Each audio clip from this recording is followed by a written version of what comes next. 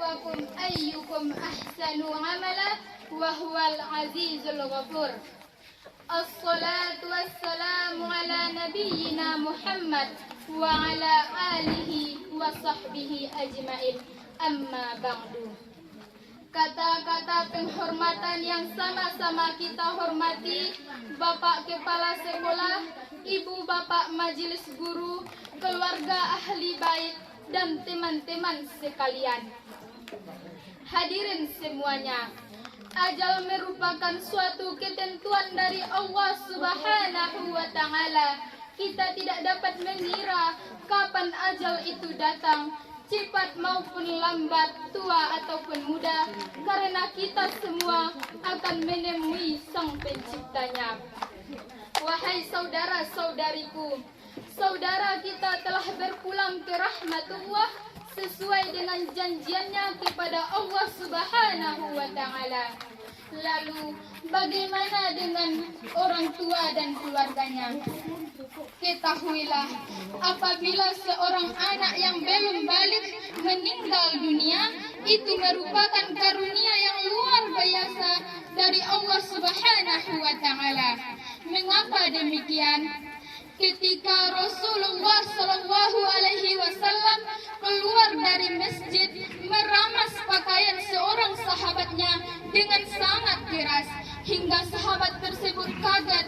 Kemudian Nabi Muhammad Shallallahu Alaihi Wasallam berkata, sungguh di antara kalian akan ada yang digenggam anaknya, kedua orang tuanya, seperti saya menggenggam pakaianmu sekarang.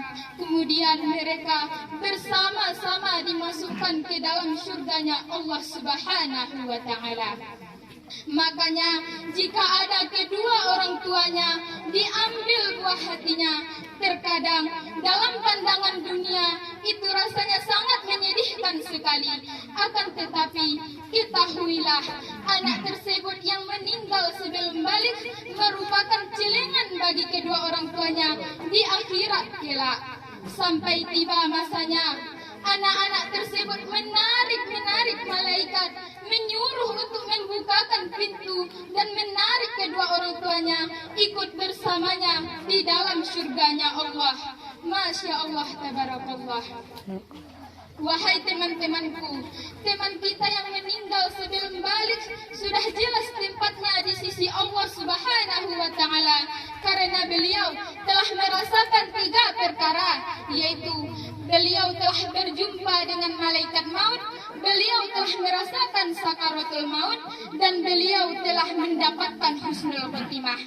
Lalu bagaimana dengan kita yang sekarang? Kita yang hidup 5 tahun, 10 tahun, 63 tahun dan seterusnya.